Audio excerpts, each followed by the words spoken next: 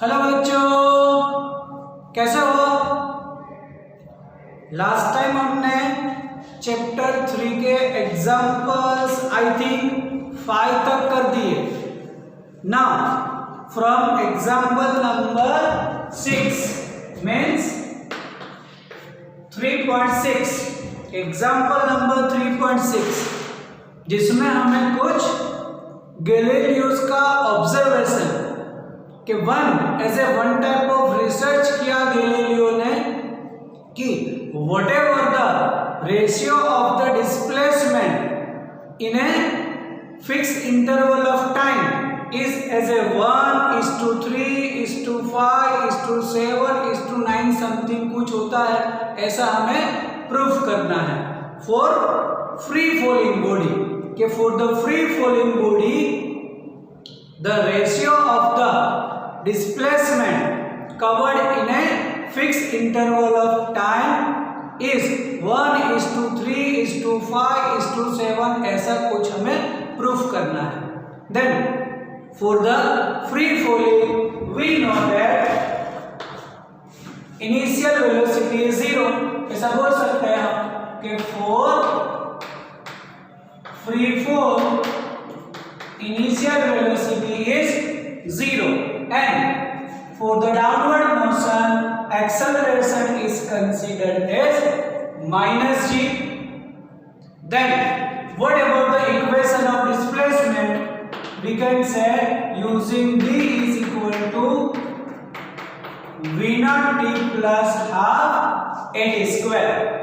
Then for the displacement we can say 0 minus a की जगह पर मैं g लिख दूं, मतलब -g, then -g/2 t square. We can write instead of g as a 9.8, लेकिन जो भी हम रेशियो लेंगे उसमें सभी डायरेक्ट कैंसिल ही होगा. That's why the displacement is -half g t square. Now अब ये जो टाइम है वो हमें ऐसे t, फिर ऐसे 2t, 3t, 4t ऐसे हमें लिखना है. और अब इसी का ही एक हम ऐसे टेबल बना लेते हैं कि जहां पर जो भी हमें इसका आंसर मिले डिस्प्लेसमेंट के टर्म्स में और उसका ऐसे रेशियो भी कितना मिलता है वो. तो पहले जो भी बोलेंगे हम टाइम, फिर उसका डिस्प्लेसमेंट,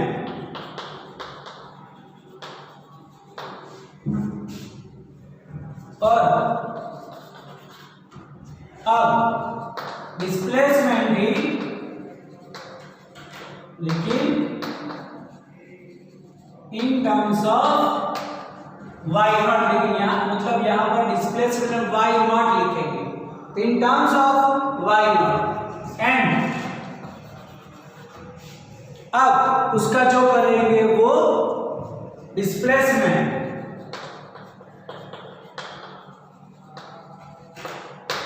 in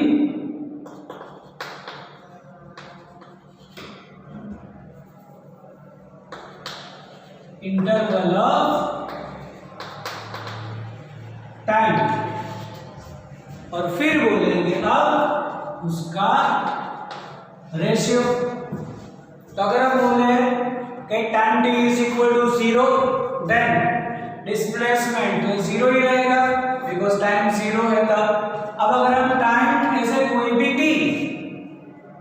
t की जगह ऐसे सिंबल टाउ कर देते, t ही है वैसे और कुछ है नहीं, सिर्फ ऐसे सिंबल चेंज कर दिया, देन डिस्प्लेसमेंट जो हमारे लिए होगा वो होगा -g/2 t स्क्वायर. ये होगा -g/2 t स्क्वायर. तो वही यहां पर लिखेंगे हम -g/2 t square.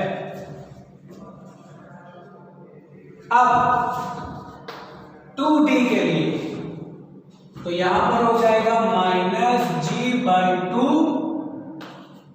4t square, क्योंकि 2t स्क्वायर का होगा 4t स्क्वायर. ओके, तो यहां पर अगर हम 4 अलग करें तो तो ये हमारा डिस्प्लेसमेंट है g/2। ऐसा लिख सकते हैं कि -4y0, यहाँ पर इसको हम y0 भी बोल सकते हैं, है ना। और इन टर्म्स ऑफ y0 है नेगेटिव, यहाँ पर अगर इसको y0 बोले हम तो ये होगा हमारे लिए 4y0, 4 अलग करो, g/2 t² is y0, that is 4y0।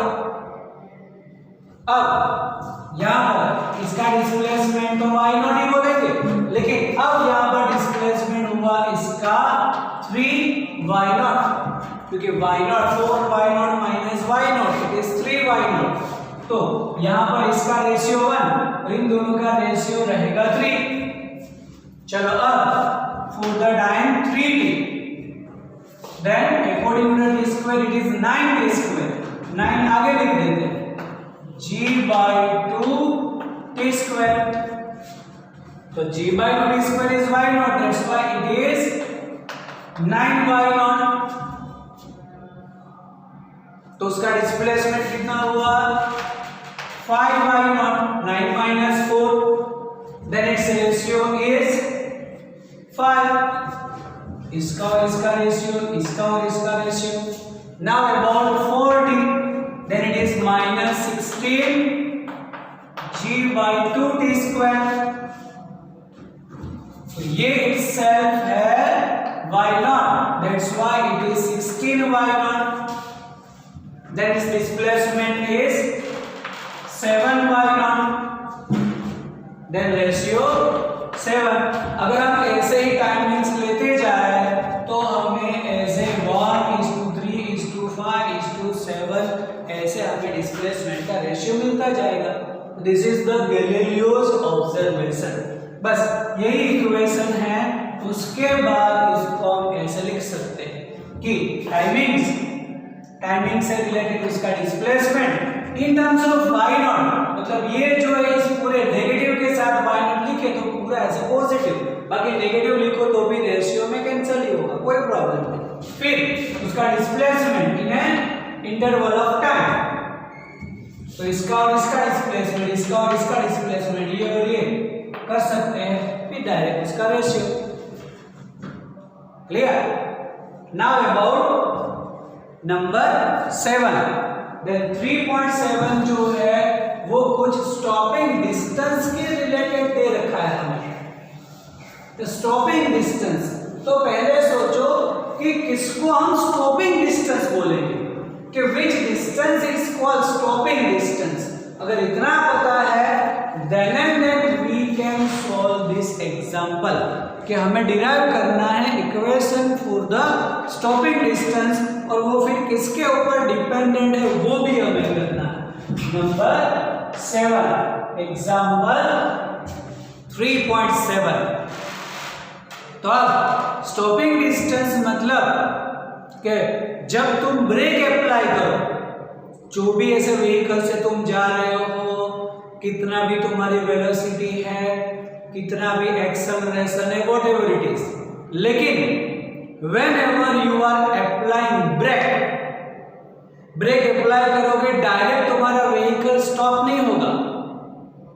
जैसे तुम आगे जा रहे हो, तुम्हें ऐसा लगा कि आगे जाकर कुछ ऐसे एक्सीडेंट होने वाला है, कितना ऐसे कुछ वेलोसिटी से जा रहे हो, तुम्हें आगे लगा कि भाई आगे कुछ ऐसे ट्रैफिक है, तो तुम्हें ब्रेक अप्लाई करनी पड़ेगी और तुम्हारा व्हीकल तुम्हें स्टॉप ही करना है। You want to stop your vehicle. At that time, you are applying brake. So after applying brake, the vehicle, whatever the distance covered by the vehicle, it's called stopping distance. तुम्हें continuous वहां पर break लगानी है, break लगा के ऐसे छोड़ नहीं देनी है।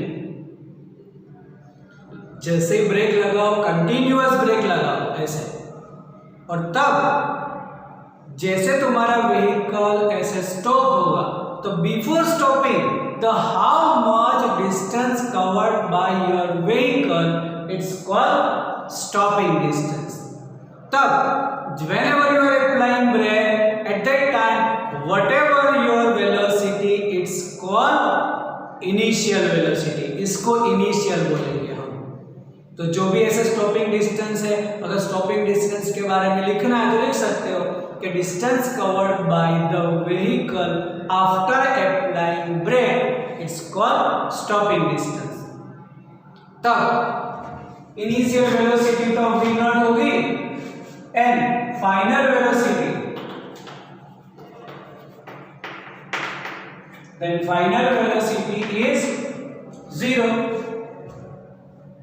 तब अगर हमें डिस्टेंस करना है तो फॉर्मूला हमारे पास है v square minus v naught square upon 2a। whenever you are applying brake at that time you are performing retardation motion, deceleration, retardation, acceleration negative होगा। तब बोल सकते हैं d is equal to, ये तो 0 minus v naught square upon minus 2a, negative sign indicate retardation, then d is equal to v naught square upon 2a, मतलब acceleration जो होगा उसके रिटार्डेशन से inversely proportional and directly proportional to the initial velocity. That means for the constant retardation, तुम अगर constant force apply करोगे तो constant retardation होगा, then d is proportional to initial velocity से स्क्वायर के प्रोपोर्शनल। दैट्स व्हाई अब अगर इसको पहले हम स्टॉपिंग डिस्टेंस बोल दें,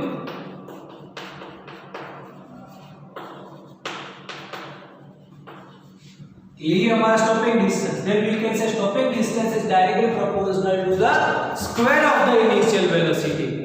दैट मींस तुम सिर्फ इसके ऊपर कंसंट्रेट करो, तो ऐसा बोलो अभी मुझे तुम्हें एक आंसर देना है सब लोगों को कि अगर तुम जो भी स्पीड से जा रहे हो, suppose your speed is 20 metre per second, consider करो कि तुम ऐसे 20 मीटर पर सेकंड से जा रहे हो और तुमने ऐसे ब्रेक अप्लाई किया, तब योर वेलोसिटी, इसको इनिशियल बोल देंगे, और जितना तुमने डिस्टेंस कवर किया व्हाट एवर द डिस्टेंस, अब सिर्फ तुम्हारी स्पीड इससे डबल है 40 मीटर पर सेकंड, मतलब पहले के कंपेयर में डबल वेलोसिटी से तुम जा रहे हो, तो फर्स्ट के कंपेयर में कितना डिस्टेंस तुम ट्रैवल करोगे।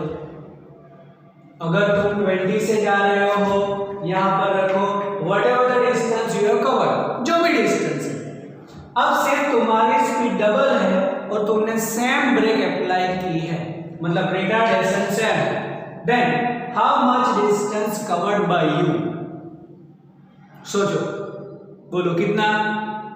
जिन लोगों ने ऐसे डबल डिस्टेंस बोला है for the double velocity, double distance, वो सब रॉन्ग। क्यों? यहां पर वेलोसिटी का स्क्वायर है, तो अगर तुम्हारी वेलोसिटी डबल है then you will cover 4 times the distance.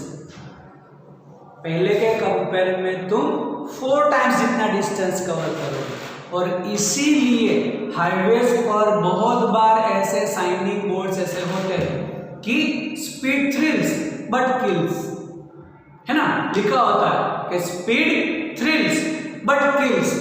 क्यों ऐसा लिखा होता है कि अगर तुम हायर स्पीड से जा रहे हो तो तुम्हारा जो भी स्टॉपिंग डिस्टेंस है वो भी बहुत हायर होगा, सिर्फ तुम्हारी वेलोसिटी डबल है, तो पहले के कंपेयर में तुम ऐसे 4 गुना डिस्टेंस ट्रैवल करोगे तब जाके तुम्हारा व्हीकल स्टॉप होगा, उससे पहले नहीं हो सकता, because it is directly proportional to the square of the velocity.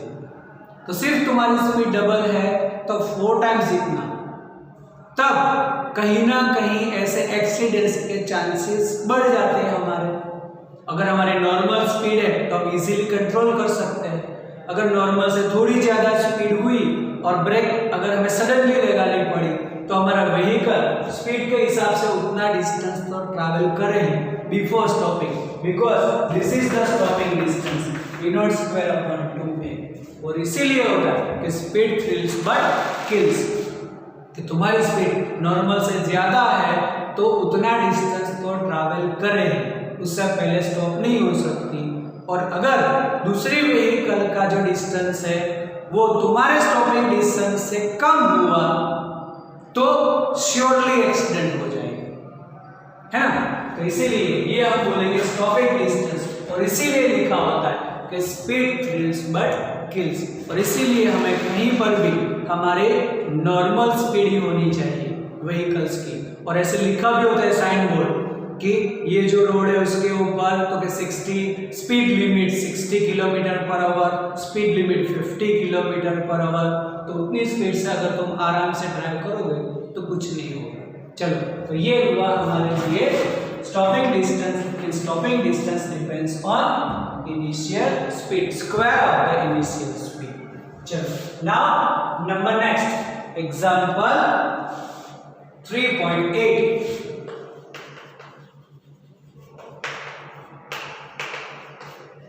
क्या दिया 3.8 में? बहुत ही बड़ा क्वेश्चन है फ्रेंड्स, पढ़ लो।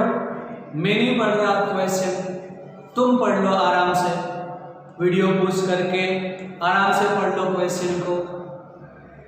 चलो, अब यहां पर हमें बोला हुआ है रिएक्शन टाइम।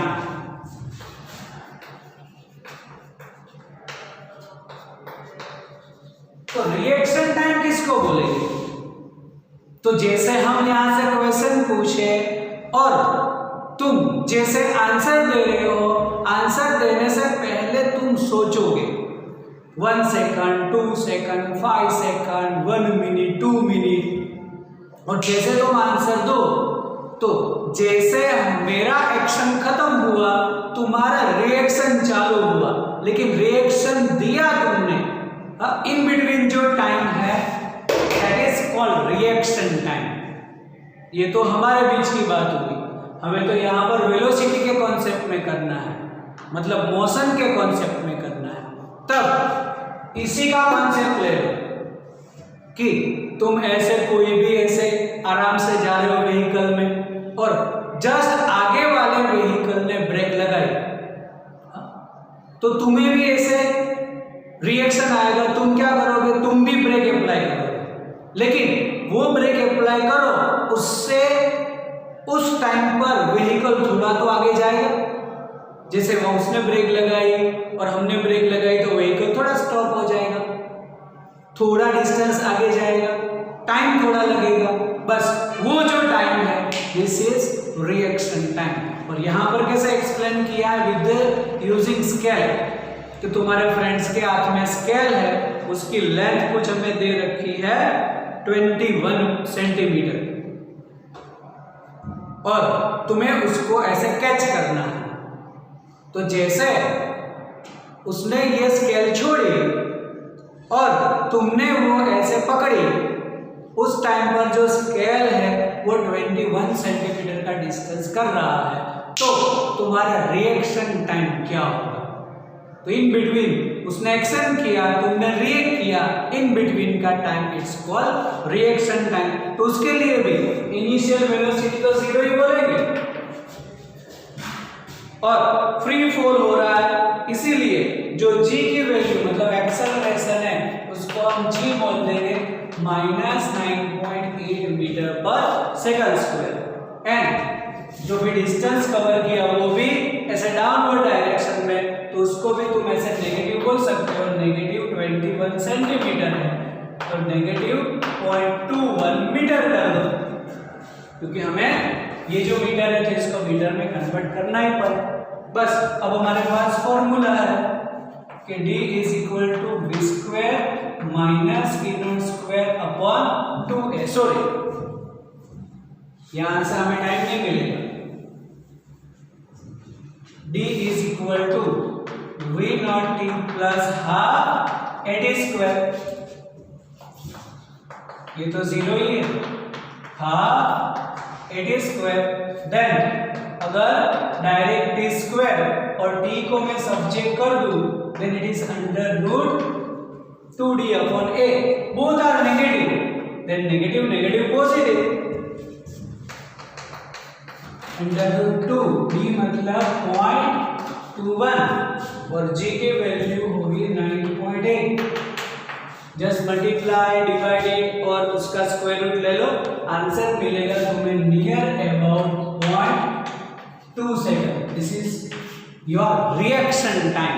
एक्शन और रिएक्शन के बीच का जो टाइमिंग है उसको बोलेंगे हम reaction time. This is your reaction time. Okay, now the most important example number 9।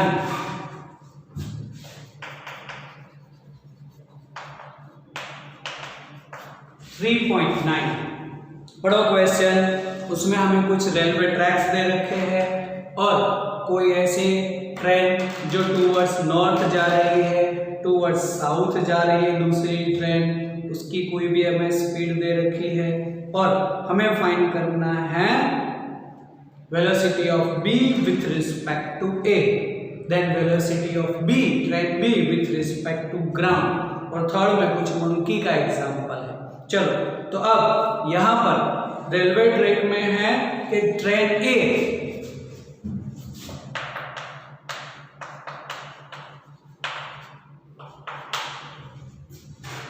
उसकी जो स्पीड हमें दे रखी है 54 और वो कौन सी डायरेक्शन में जा रही है? Towards north. तो नॉर्थ डायरेक्शन को पॉजिटिव कंसीडर करो, ऐसा बोल सकते हैं, consider north as positive direction. इसको पॉजिटिव डायरेक्शन ले लो।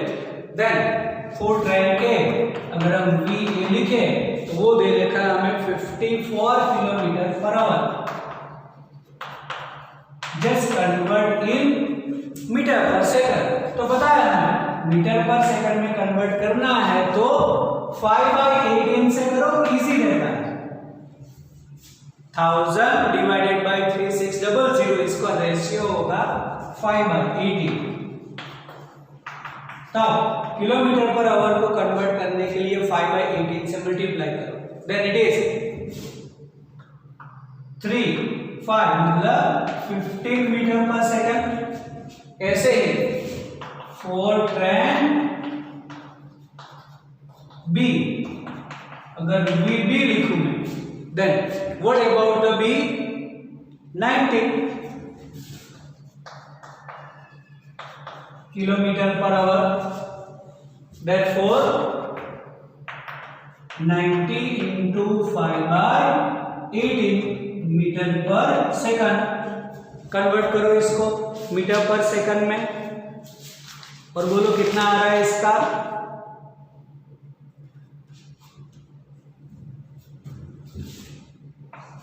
और हाँ, ये जो है वो नॉर्थ डायरेक्शन में पॉजिटिवली है तो बी साउथ में जा रही है, इसलिए हमें इसको नेगेटिव लिखना पड़ेगा। Then VB is equal to, ये 5 होगा 25 माइनस 25 मीटर पर सेकंड। अब फर्स्ट का आंसर अगर हमें देना है, मतलब what is the velocity of B with respect to A, तो बोल सकते हैं VBA that is VB minus VA, then VBA is equal to VB minus 25, और ये प्लस है लेकिन माइनस है तो माइनस, ये होगा माइनस 40 मीटर पर सेकंड। मतलब ऐसा बोल सकते हैं कि train B moving with 40 metre per second towards south, क्योंकि ये नेगेटिव साइन हमने टूवर्ड्स साउथ के लिए, north positive then south negative, तो towards south 40 metre per second पे जा रही है विथ रिस्पेक्ट टू ए। चलो अब सेकंड हमें चाहिए velocity of b with respect to ground. मतलब ऐसा बोल सकते हैं कि VBG velocity of train b with respect to ground. वैसे ग्राउंड तो हम स्टेडी लेते हैं, इसको बोल सकते हैं कि VB minus VG, it is minus 25 minus 0।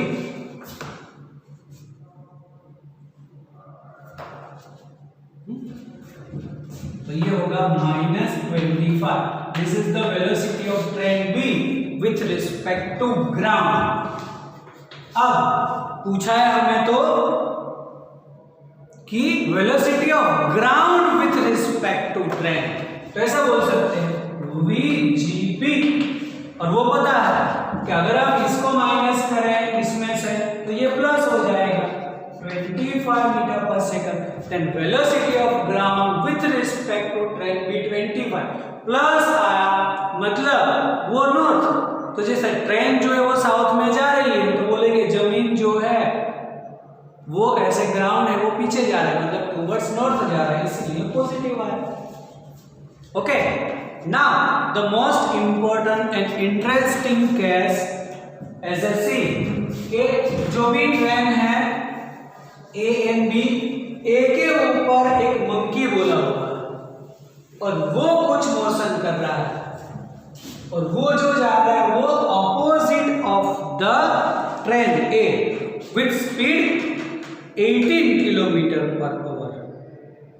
मतलब ट्रेन ए के ऊपर, मतलब हम बोलते हैं कि ये ट्रेन हमारी ए है जो टुवर्ड्स नॉर्थ जा रही है, तो चलो ट्रेन बी जो है वो जा रही है टुवर्ड्स साउथ जा रही है। इसकी जो स्पीड है वो 15 मीटर पर सेकंड, इसकी ऐसे 25 मीटर पर सेकंड, जो माइनस बोल रहे हैं हम नेगेटिव में। अब ए के ऊपर जो एक मंकी है वो ए के ऑपोजिट, मतलब जो ट्रेन जा रही है उसके ऊपर उसके ऑपोज में रन कर रहा है with 18 kilometre per our.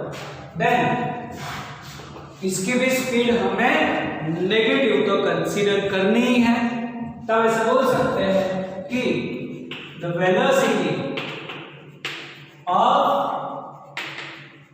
Monkey Vm is -18 kilometre per hour. तब 5/18 it is -5 metre per second, मतलब वो कुछ टुवर्ड साउथ जा रहा है। तो ए ट्रेन नॉर्थ में जा रही है, उसके ऊपर मंकी जो ऑपोजिट में रन कर रहा है तो साउथ में ही जाएगा, तो बोलेंगे उसकी जो वेलोसिटी है वो -5 मीटर पर सेकंड है।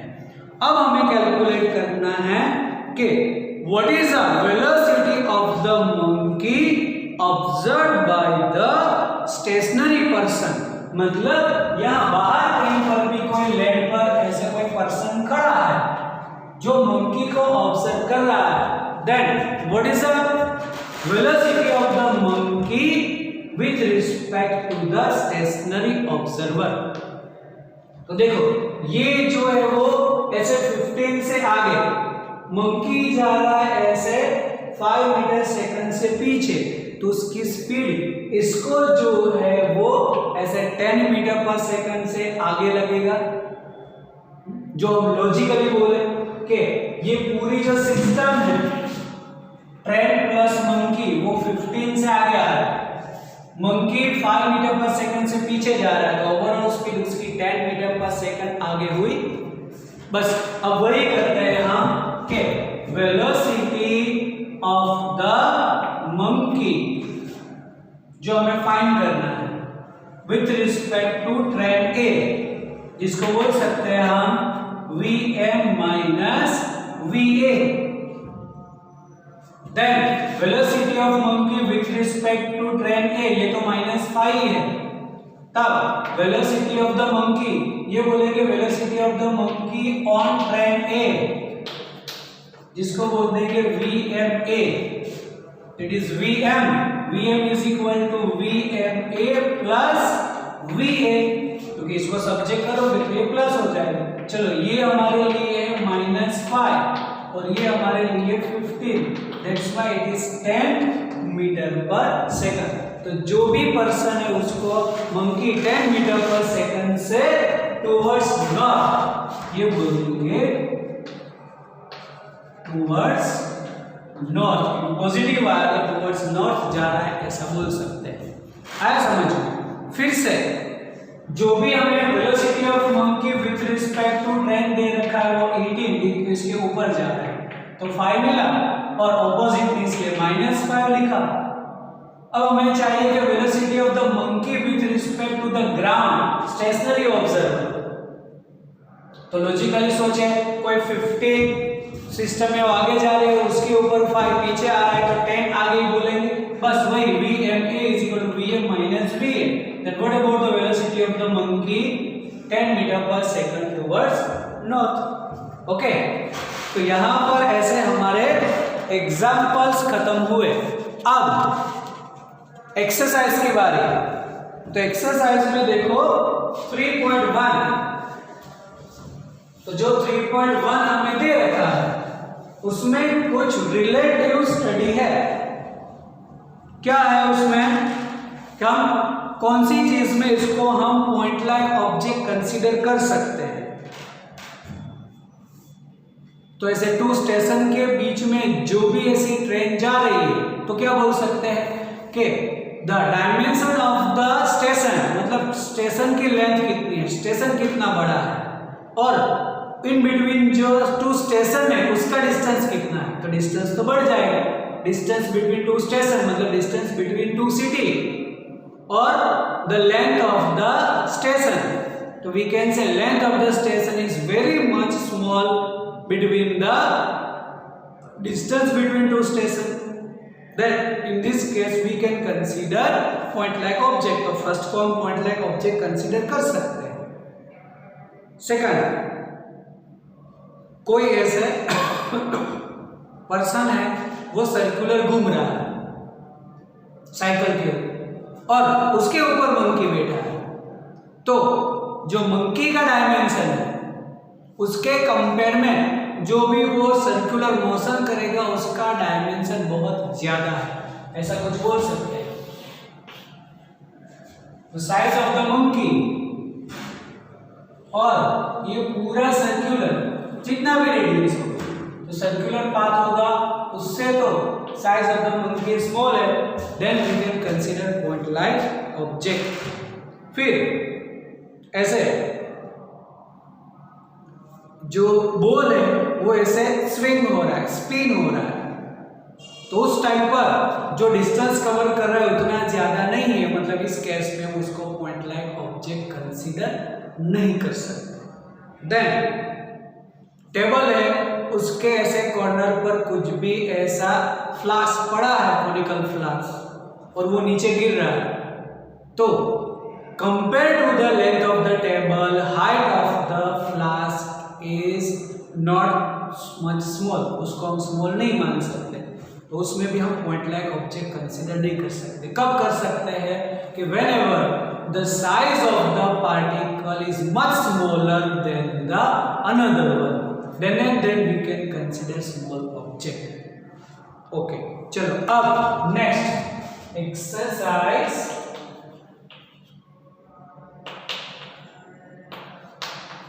3.2 कि जिसमें हमें कुछ डायग्राम दे रखा है। देखो डायग्राम ड्रॉ भी करो।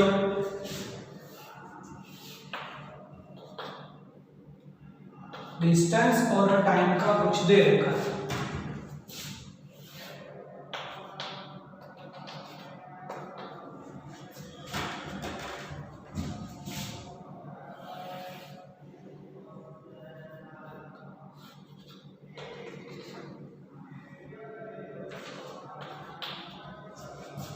ये कुछ भी के लिए दे रखा है। अब दोनों को ऑब्जर्व करो और ऐसा बोला हुआ है कि दो ऐसे कोई भी बच्चे हैं जो ए और बी और उसकी ऐसे जो भी स्कूल है उससे वो रिटर्न हो रहे हैं, तब जो भी ग्राफ में दे रखा है उसमें से कोई किसकी स्कूल है वो नियरर है, मतलब ऐसे B is nearer than A या फिर A is nearer than B, क्या बोल सकते हो बोलो? इजी है वैसे तो कि किसके स्कूल नियरर है। तो देखो ये हमारा ओरिजिन है ना, तो यहां से यहां का डिस्टेंस और यहां से यहां का डिस्टेंस, तो बोल सकते हैं फर्स्ट में कि A is nearer than B.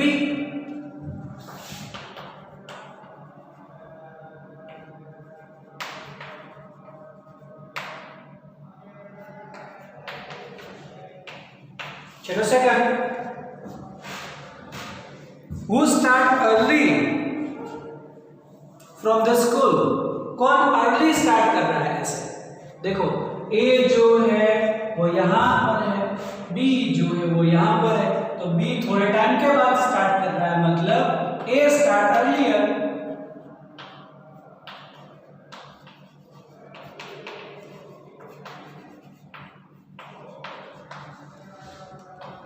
Clear? अब किसकी स्पीड ज्यादा है कि वो फास्ट, देन वो रन्स फास्ट। तो यहां से यहां तक हमें पता है डिस्प्लेसमेंट बाय टाइम का जो भी ऐसे रेशियो है वो हमारे लिए स्पीड हो जाएगा। डिस्टेंस बाय टाइम, स्पीड मतलब जिसका स्लोप ज्यादा उसकी स्पीड ज्यादा। तो किसका स्लोप ज्यादा होगा इसमें? हाँ, इसका बी का, क्योंकि ये पॉइंट और ये पॉइंट को कंसीडर करो तो ये डिवाइडेड बाय ये और इसके लिए ये डिवाइडेड बाय ये, टाइम ड्यूरेशन कम है, स्पीड ज्यादा होगा। तो ऐसा बोल सकते हैं कि slope of B is greater than slope of A, therefore B runs faster than A. आ रहा है समझ में? देन दोनों है वो सेम टाइम पर घर पहुंचेंगे कि अलग अलग टाइम पर? तो दोनों के लिए जो भी ऐसे टाइमिंग्स रहेगा घर पहुंचने का वो सेम है, दोनों का डिस्टेंस अलग है, दोनों की स्पीड अलग है, लेकिन यहां से यहां तक और यहां से यहां तक सेम टाइम पर ही पहुंचेंगे। मतलब both reach home at same time, दोनों को घर पहुंचने का टाइमिंग सेम ही रहेगा। चलो अब नेक्स्ट उसी में कि कौन जो है किसको क्रॉस कर रहा है। तो B की स्पीड ज्यादा है, A की स्पीड कम है, और ये यहां से मतलब B cross the B overtake A।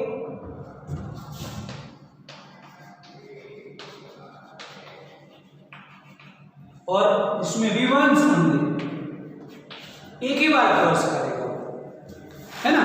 तो इतनी इंफॉर्मेशन हमें ग्राफ से मिल सकती है। चलो वंस अगेन, ऐसे जो भी ग्राफिकल क्वेश्चंस हुए और अगर उसमें पूछे कि ऐसे कौन नियरर रहता है, तो जिसका डिस्टेंस कम है वो नियरर, मतलब P का डिस्टेंस कम है मतलब A है, तो A नियरर देन B। कौन जो है वो ऐसे अर्लियर स्टार्ट कर रहा है उसकी मोशन, तो A जो है वो इनिशियल से कर रहा है, B थोड़ी देर के बाद कर रहा है motion, then A start earlier than B। किसकी स्पीड ज्यादा है? जिसका स्लोप ज्यादा, तो B का स्लोप ज्यादा होगा। ये दो पॉइंट अगर हम कंसीडर कर दें तो जो भी होगा ये डिस्टेंस तो दोनों के लिए सेम, टाइम इतना होगा और इसके लिए इतना होगा, तो टाइम कम है तो स्पीड ज्यादा होगी। Okay, then speed of B, slope of B is greater than A, B runs fast. फिर अब देखो ये यहां से यहां आ रहा है और ये यहां से यहां आ रहा है, तो दोनों का जो भी ऐसे टाइमिंग है वो सेम लगेगा, तो दोनों जो है सेम टाइम पर ही घर पहुंचेंगे, क्योंकि दोनों का डिस्टेंस अलग है, दोनों की स्पीड अलग है। जिसका डिस्टेंस ज्यादा है उसकी स्पीड भी ज्यादा है, जिसका डिस्टेंस कम है उसकी स्पीड भी कम है, दोनों सेम टाइम पर ही घर पहुंचेंगे। और कौन ओवरटेक कर रहा है? तो B ओवरटेक A, और एक ही बार ओवरटेक करेगा। क्लियर? चलो ऐसा ही एक क्वेश्चन हमें करना है जिसमें हमें ग्राफ प्लॉट करना है। अभी एक्सरसाइज का 3.3 पढ़ो क्वेश्चन अच्छी तरह से उसमें और देखो क्या सिचुएशन है। नंबर 3 एक्सरसाइज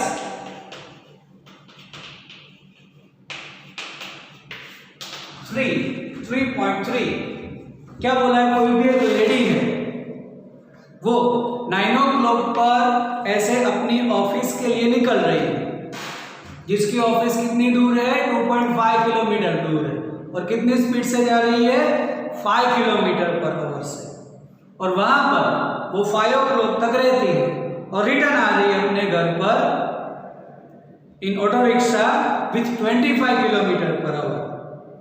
तब इसका हमें स्केल ड्रॉ करना है ऑफ डिस्टेंस वर्सेस टाइम का। तो पहले तो उसकी ऑफिस का जो डिस्टेंस है वो आने और जाने के लिए फिक्स, दैट इज 2.5 किलोमीटर।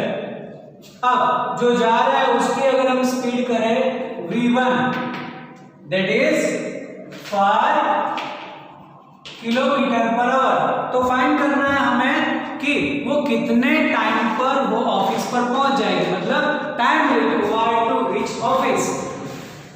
तो बोल सकते हैं कंसीडर टाइम रिक्वायर्ड